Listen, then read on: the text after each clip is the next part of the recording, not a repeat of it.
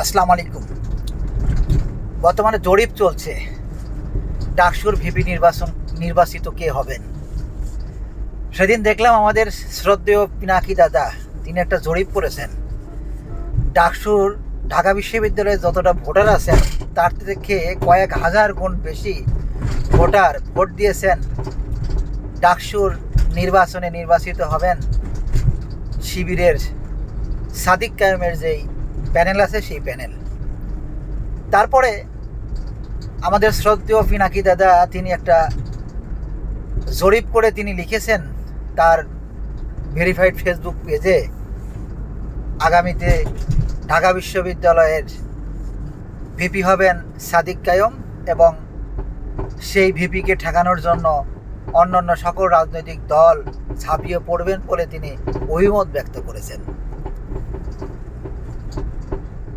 ইসলাম ধর্মে ভবিষ্যৎবাণী বা ভবিষ্যৎ জ্ঞান একমাত্র মহান রব্বুল আলামিন ছাড়া অন্য কেউ রাখেন না, কারো সেই যোগ্যতা নেই।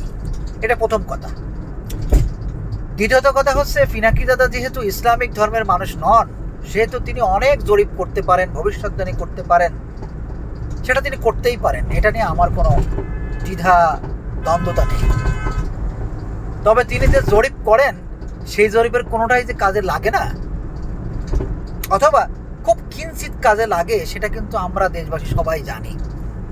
নিশ্চয়ই আপনাদের মনে থাকার কথা আছে, জুলাই আগস্ট আন্দোলনের সময় বৈষম্য বিরোধী ছাত্র আন্দোলনের ছাত্ররা যখন বিশ্ববিদ্যালয়ে প্রথম যখন এই আন্দোলন শুরু করেছিল, ঠিক সেই মুহূর্তে আমাদের এই শ্রদ্ধেয় পিনাকি দাদা তিনি তার ভিডিওতে আপলোড করেছিল এই ছাত্ররা ভারতের রয়ের এজেন্ট এবং ভারতের স্বার্থকে কাজে লাগানোর জন্যই তারা রাস্তায় নেমেছেন বৈষম্য বিরোধী ছাত্র আন্দোলনের এই ব্যানারের মাধ্যমে। নিশ্চয়ই আপনারা ভুলে যাননি। দ্বিতীয়ত, এটা যখন আরও গড়ায়, ছাত্ররা যখন বাংলা ব্লকেট নাম দিয়ে, খুব সুন্দর সুন্দর নাম দিয়ে তারা যখন সারা বাংলাদেশকে যখন তাদের দাবি দেওয়ার পক্ষে যখন যৌক্তিক আন্দোলন তারা করে যাচ্ছিলেন, ঠিক সেই মুহূর্তে আমাদের শ্রদ্ধেয় পিনাকি দাদা তিনি তার ভিডিওতে এসে বললেন, কি দেখছো এই সমস্ত বাংলা ব্লকের এই ব্লকের এটা কোন দেশের, এটা চাল কি, তার মানে এই সমস্ত কিছু আসতেছে ভারতের থেকে, অর্থাৎ ভারতের রয়ের এজেন্টের মাধ্যমে। অর্থাৎ বৈষম্য বিরোধী ছাত্র আন্দোলনের যে সমস্ত ছাত্ররা ঢাকা বিশ্ববিদ্যালয়ের সেই গণ্ডি থেকে যে আন্দোলন শুরু করেছিল, সেই আন্দোলনকে প্রশ্নবিদ্ধ করার জন্য এবং ঢাকা বিশ্ববিদ্যালয়ের সে আন্দোলনকে ভারতের পক্ষের আন্দোলন এবং শেখ হাসিনার পক্ষের আন্দোলন হিসেবে দেখানোর জন্য তিনি অসংখ্য ভিডিও তৈরি করেছিলেন এবং তিনি ভবিষ্যৎবাণী করেছিলেন এই সমস্ত ছাত্ররা ওই ভারত এবং শেখ হাসিনার পক্ষের যুক্তিকেই তুলে ধরছেন। সেই ভবিষ্যৎবাণী কিন্তু আমরা জানি। এখন তিনি এসেছেন ফেসবুকে, ভেরিফাইড ফেসবুকে তিনি জরিপ করেছেন। সেই জরিপে আমরা দেখলাম ঢাকা বিশ্ববিদ্যালয়ের এই ভিপি জিএসের পদের জন্য যারা নির্বাচিত হবেন এবং যতগুলো ভোটার আছে তার থেকে কয়েক হাজার গুণ বেশি ভোটারের সংখ্যা ভোট দিয়েছেন তার ভেরিফাইড ফেসবুক পেজে। অর্থাৎ তার যেই ভবিষ্যৎবাণী সেইটা কতটুকু যৌক্তিক হবে সেটা আপনারা অবশ্যই খেয়াল করতে পারছেন। এবার আসি ভিন্ন একটা কথাই।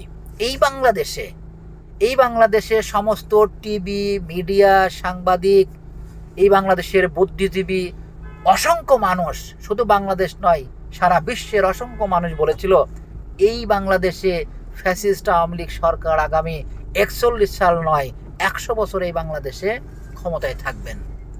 অর্থাৎ বাংলাদেশের কোনো ভবিষ্যৎবাণী আর কাজে লাগেনি। অর্থাৎ প্রতিটা মানুষ যে ভবিষ্যৎবাণী দিয়েছিল যে শেখ হাসিনা সরকার 41 সাল পর্যন্ত 51 সাল পর্যন্ত ক্ষমতায় থাকবেন, সেই ভবিষ্যৎবাণী কাজে লাগেনি। একটা কথা বলি, আমি আপনি যতই পরিকল্পনা করি না কেন, আমার আপনার পরিকল্পনার বাইরে মহান রব্বুল আলামিন একটা পরিকল্পনা তিনি করেই রেখেছেন, করেই রাখেন। তো যতই আপনি যত সুন্দর করেই এই দুনিয়ায় আপনি সাজায় গুজায় পরিকল্পনা করে ভিডিও আপলোড করেন না কেন, কাজ হবে না। কি হবে সেটা একমাত্র মহান রব্বুল আলামিন ছাড়া দুনিয়ার বুকে কারোর জানা ক্ষমতা নেই। তাই দাদা আপনাকে বলি, এই সমস্ত এই ভবিষ্যৎবাণী আর আপনার দেওয়ার দরকার নাই, কারণ আপনার অনেক ভবিষ্যৎবাণী আপনি দিয়েছেন, কাজে লাগে নাই। সুতরাং এই সমস্ত ভবিষ্যৎবাণী না দিয়ে নির্বাচন হবে, নির্বাচন করুন, নির্বাচন করতে দিন। দেশের মধ্যে কোনো বিশৃঙ্খলা তৈরি করার জন্য আগাম কোনো অযৌক্তিক কথা মার্কেটে ছাড়বেন না। একটা সুন্দর নির্বাচন হোক, ডাকসু নির্বাচন হোক, গণতান্ত্রিক পদ্ধতির নির্বাচন হোক, সেই নির্বাচনে সবাই অংশগ্রহণ করুক এবং ভোটের মাধ্যমে নির্বাচিত হোক, সেই প্রত্যাশা আমাদের সকলের। দয়া করে আপনি আপনার এই অসত্য অযৌক্তিক এই ভবিষ্যৎবাণী দিয়ে মানুষকে আর বিভ্রান্তিতে ফেলবেন না। সবাই ভালো থাকবেন। আসসালামু আলাইকুম ওয়া রাহমাতুল্লাহি ওয়া বারাকাতুহু।